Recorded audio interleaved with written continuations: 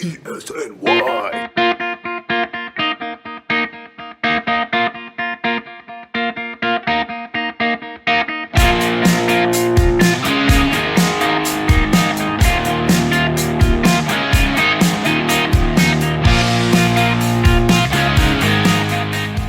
What's up, folks? This is the Jets All the Way podcast, back after a 1-week hiatus, which we, of course, took off for the NFL draft, and now we'll have our reactions to said draft right here on Jets All the Way. How you doing, folks? My name is Jeff Maglicetti of Elite Sports New York. I'm joined now by my co-writer and editor, Rob Sabo. Rob, welcome to the program. How you doing today?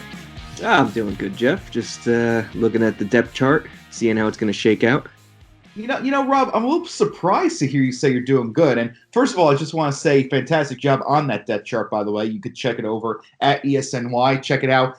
That Rob has updated the Jets' current depth chart as it stands with the rookies, including undrafted free agents. So good job over there on that regard, Rob. But I'm surprised to hear you say you're good because for the past few weeks, we've talked on the show about how sick you would be if the Jets didn't go for any offensive linemen, including interior linemen, at the center and guard positions. Now, they did get a tackle in Chuma Edoga of USC, and we'll get to him a little bit, but it's a little surprised to hear you good after the draft that the Jets had, in which they did not draft any centers or guards. So, yeah, in terms of my irrational voice and mindset, they saved it with the tackle selection in the third round. Really? Okay. If he didn't do that, I would have jumped off a bridge. Okay. Maybe a tad of an overreaction right there, but I get where you're coming from. But yes, but they did take Edoga.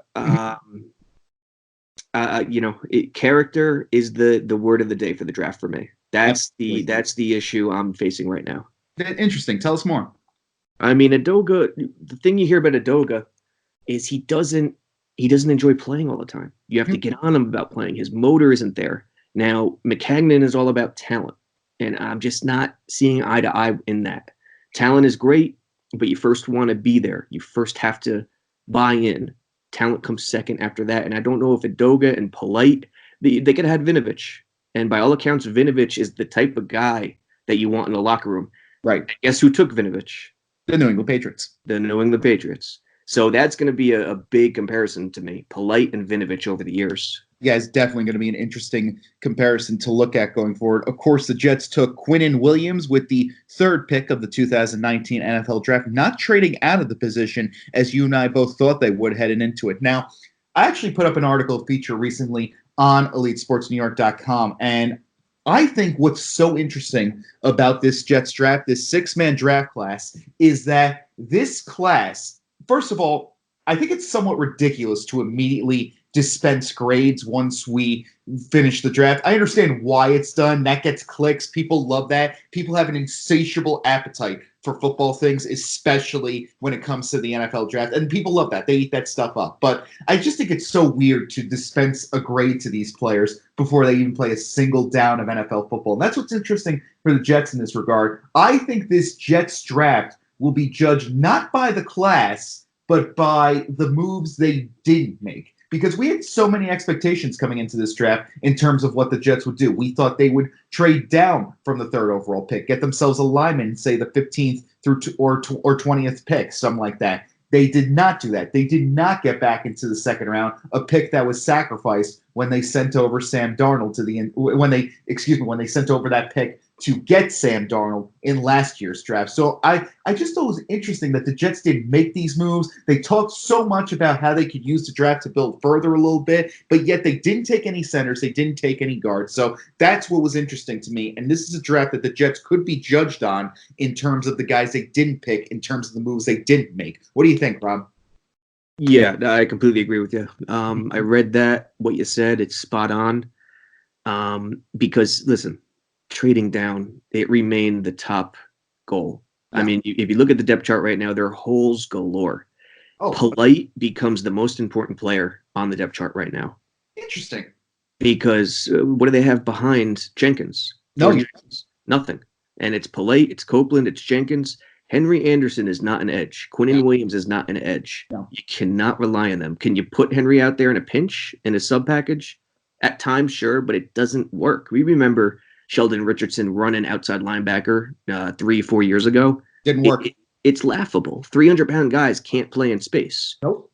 So Polite becomes so big, and Toth and Lobendon, the undrafted rookie at center, another crucial area, because I'm just not on the Jonathan Harrison bandwagon. No, I'm just not there. I think Jonathan Harrison, give him credit. Last year, he did an admirable job at stepping in at starting center so late in the season, but I think you could make a case that that's only because Spencer Long couldn't get much worse in terms of the center spot, especially after that brutal game in Miami last year. So this is going to be an interesting battle to watch moving forward. You look at the Jets at the skill positions, they're pretty much set as we move through, especially on the offense in terms of Sam Darnold, in terms of Le'Veon Bell. Receivers could be better. I'm kind of shocked the Jets didn't go after any receivers in this draft. That's something I think they should have done. But you could tell they're confident in what Robbie Anderson and Quincy Enunwa bring to the table. So I'm interested to see what happens with this offensive line, which becomes so crucial, so important once you have a playmaker like Sam Darnold back there. And Le'Veon Bell, of course, can change the course of games entirely on his own back there. But the thing is, the more help you can give him, the easier you can make his job, the better off you'll be. So I'm interested. This is what gets me angry. And it's a copycat league. Look at the New Orleans Saints. Yeah. Great offensive line. The Kamara draft a couple years ago, it was really about Ryan Ramczyk completing that line. They had 2 first-rounders, 2 second-rounders, and a third-rounder on that line. This offseason, their center, Max Unger, retires. What do? They don't hesitate. I think they traded up, and got Eric McCoy in the second round. And this is why the Saints have remained one of the more consistent franchises in this league over recent history. And you know what? They have Drew Brees. They have a guy back there who can make plays, who can change the course of games entirely on his own. But once they make his job easier, suddenly they're even better. They're going to NFC title games. They're winning a competitive NFC South. So that's the way the Jets should model themselves off of. And unfortunately, it didn't look like they did that in the early parts, at least, of this draft. Now, they didn't have the assets, obviously. It's tough to trade up. We know this. We recognize this. But that's why trading down was so big. Yes, I agree. You needed that center. And I'd be very interested to see what kind of packages they got for the number 3 pick. At the same time, though, I don't want to rip into Quinnen Williams in a way, because the criticisms we're kind of leveling at him right now in the sense that the Jets should have traded down. That's something that Quinnen can't control in the slightest right now. And Quinnen is tremendous. He's tremendous. He's a stud. Now, keep in mind, it's the same thing we've heard about Leonard Williams a few years back. But I think a lot of it was fit and scenario and scheme that held Leonard back. This is nothing against Quinnen. He's solid all the way around. Quinnen was labeled by many as the quote-unquote safest pick in this 2019 NFL draft. And, he's versatile. He could get in there. He can really put pressure on guys back there. So, this is not meant to be a criticism of Quinnen Williams right now. And, we obviously wish him the best. I think, he'll be a good fit in that Greg Williams offense. So many Williams going around. We'll have to start, you will have to start calling them by their first names back there. But the interesting part about it is, I believe also, and this works to the Jets' benefit, the Jets are in a spot where there's not so much pressure on their first-round pick this time around. Because remember when Jamal Adams was drafted back in 2017 out of LSU? There were people doubting the Jets were going to win a single game that season, and he had to come in there and give the defense a spark a little bit. It worked to his benefit, and now he's one of the leaders of not just the Jets, but New York football entirely. Sam Darnold last year, enough has been said about the Jets' lack of a franchise quarterback over decades now, and he had to go in there and prove many doubters wrong. And for the most part, over the final 4 games this season, over that December stretch, he did. So Quinnen Williams comes in, and there is not pressure on him right now, at least, to win now. He doesn't have to be a difference maker at this point. He can rest. He can learn a little bit from the veteran leadership, both in the coaching staff and on the defensive line with him. Does this make sense, Rob? Oh, 100%. And by the way, Jamal is the best safety in the league. It's not even close. I think he's up there.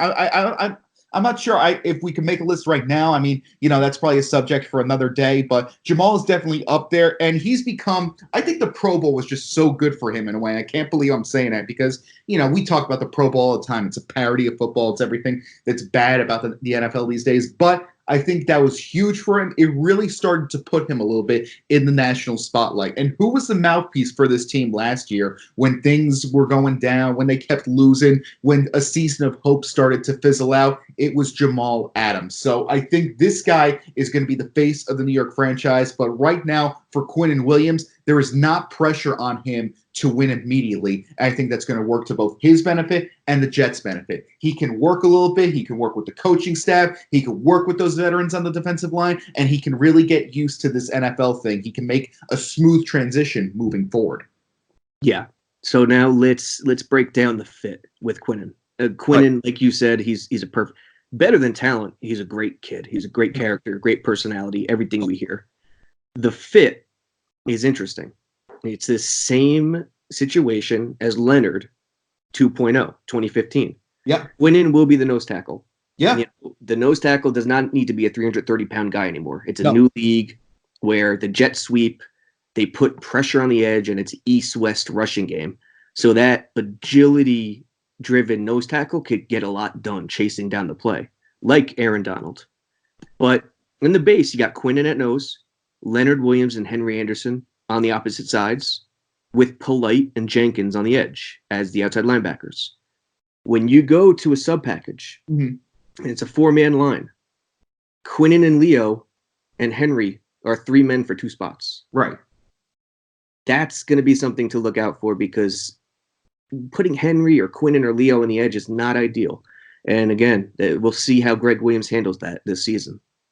Yeah, I think one of the most interesting aspects of the Quinnen Williams pick is that the Jets, for their 3rd overall pick, and they did it with some of their other picks too, which we'll get to in a minute. Last thing I want to say about Quinnen is that the Jets went with the best player available philosophy for their draft pick, for a majority of their draft picks, as a matter of fact. That's such a luxury that, is rarely, if ever, afforded to teams that go 4-12 the year before. And whether it works to their benefit, we'll see. But they went best player available with most of their selections this year, and that includes Quinnen Williams. So time will only tell if it was the right move for them, but you got to credit Mike Maccagnan for taking risks, for going out there. His job could very well be on the hot seat if recent reports are proven to be true. So you got to give him a little credit for, mixing it up a little in what could be the most crucial draft of his general manager tenure moving forward. Let's get to some of the other picks in this draft. And Rob, what stands out to me about this draft? I know you've mentioned character comes first, and there are several character issues with these guys,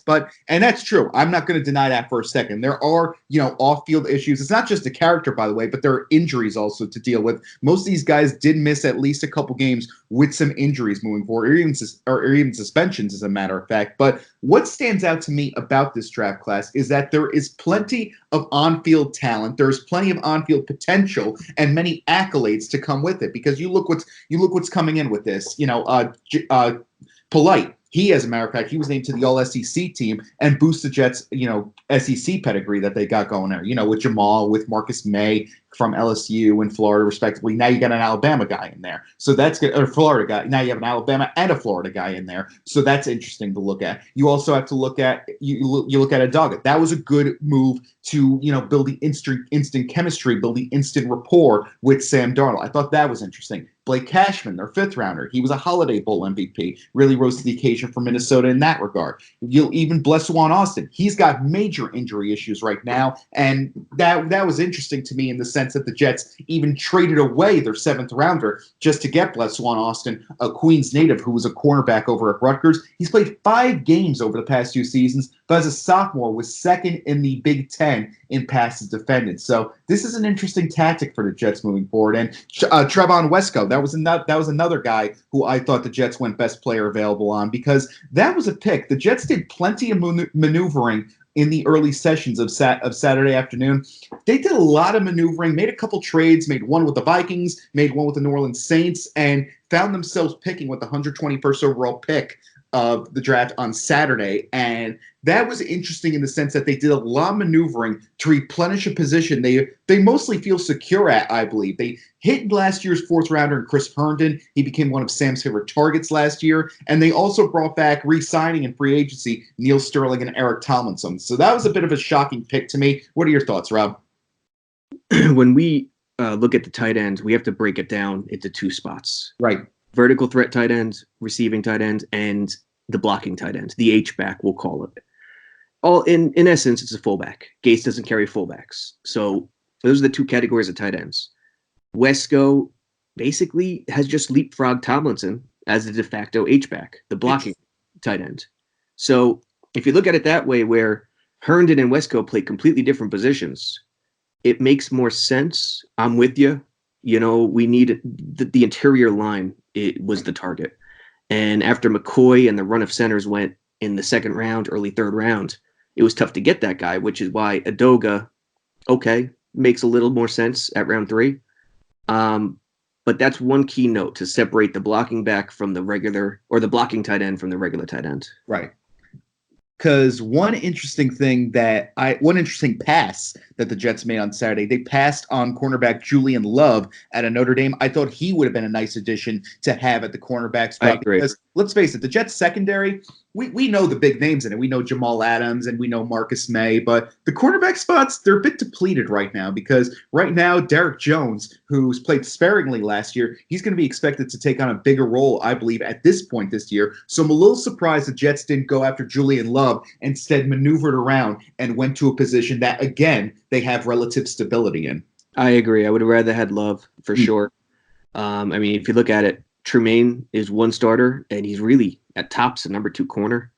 You got Darryl Roberts, Rashad Robinson, Derek Jones as the other starter. Poole is the nickelback. Nickerson is pretty much a nickelback. Yeah. So Roberts is the de facto guy, it looks like right now. Yeah, right now at least anyway, because the other guys, you know, say what you will about the job Todd Bowles with the defense. He really didn't do too great of a job of putting these guys in, getting them the experience once all seemed lost. You know, credit him, he went for the wins, but, you know, these guys did not get the experience necessary from a Jets standpoint in terms of taking on a bigger responsibility. So it's definitely going to give us a lot to think about during the preseason next year. The Jets are not holding rookie minicamp, which I find a very questionable decision. What do you think, Rob? Yeah, I didn't even realize this until today, till you notified me. So it was a shock to me.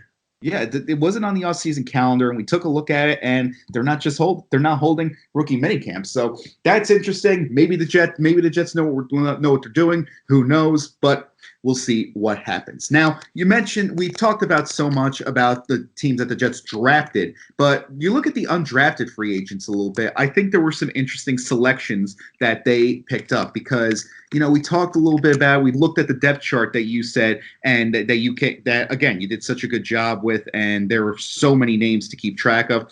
One of the more interesting selections I think they made was receiver Greg Dortch out of Wake Forest, because this is a guy that I think can contribute immediately. His receptions last year, he had 89 receptions for 1,078 yards. Those marks were good for 3rd and 2nd in the ACC, respectively, last year. And this guy also has pedigree at kick returner, and that's going to be a huge need the Jets have to fill after Andre Roberts. What do you think after Andre Roberts departed? What do you think of this kid, Rob?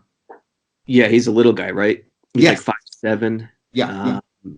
He's not a traditional receiver. He's an X-Factor type slot guy behind Crowder and Unwa, Tim White, Quadri Henderson, who they got from the Giants. I like him. He has a shot because he could do so many different things. Guys who could do so many different things always have a better shot in July and August.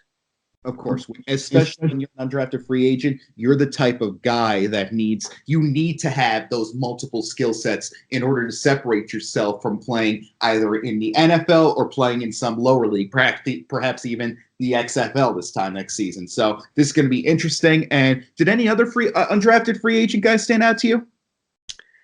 This kid Lobendon, is he from USC? Yes, he is. He's from USC. He's got, I mean, based on everything, he's got the clearest path to battling for a spot that's depleted at center. So I think Lobendon is a note. Wyatt Miller, tackle, he's noteworthy. Right. Kid Sanders, they do need another nose tackle behind McClendon. So that kid Sanders, I think he's at least 330 pounds. He has a shot too. Yeah, I think another guy you got to keep an eye on is Mike Stout out of Appalachian State. I think that's going to be another guy to keep an eye on. So, the Jets, they also brought in Jamie Mosley, who is C.J. Mosley's younger brother. So that's going to be interesting to see this training camp. Yeah, the Mosley family celebrated in grand style that night. It's great. That was a great video to see, a great thing to see at the end of the draft. So I'm really looking forward to this Jets rookie class right now. But again, like you said, character, yes, indeed, an issue. And people say, "Oh, who cares about that? As long as he produces on the field." That is such an ignorant way to look at things, because one false move, one false step in today's NFL could be the difference between 10-6 and 6-10. Wouldn't you agree? Yeah, and character, and it's not even just character; it's motivation. It's wanting this more than anything in the freaking world. It's diving in face first when other guys won't. That leads to production too. So that's a factor of production. That's something that people don't seem to connect sometimes. And interesting thoughts moving forward, and we will leave it right here on the Jets All the Way podcast. We'll keep it up going during the postseason. Hope you enjoyed this draft recap. Rob, any final thoughts? No, I think this rookie minicamp thing, man, I didn't even realize they canceled it. But yeah, I know. We'll see what happens. The Gase McCagnon stuff. Yeah, we heard all that craziness. Is there any truth to it? Who knows? But you know what? Guys will butt heads. Even if there is truth to it, no big deal. That is different from firing a guy or making changes to the front office. And always find out who's reporting it. The two people in question reporting it, we won't mention their names, have been wrong in the past, have had certain agendas in the past. Mm-hmm. Well, you know what? At the end of the day, don't want to comment on anything until it's fact, until we check everything. Of course, in today's era of fake news, cannot be too careful. So we won't comment on that until there's any specific facts out. So I think, though, that, it's something to keep an eye on, but I don't think there will be any huge sweeping changes moving forward, but something to keep an eye on, and we look forward to seeing what comes out of it. Thanks for joining us on our draft recap special. I am Jeff Magliacetti. He's Rob Sabo. Be sure to join us next week on the Jets All the Way podcast. Of course, we'll fill in your social media feeds. Of course, we'll probably be on the same time next week, which hope to get it out again next week and throughout the offseason. Looking forward to it. Thanks for joining us. Take care, everybody.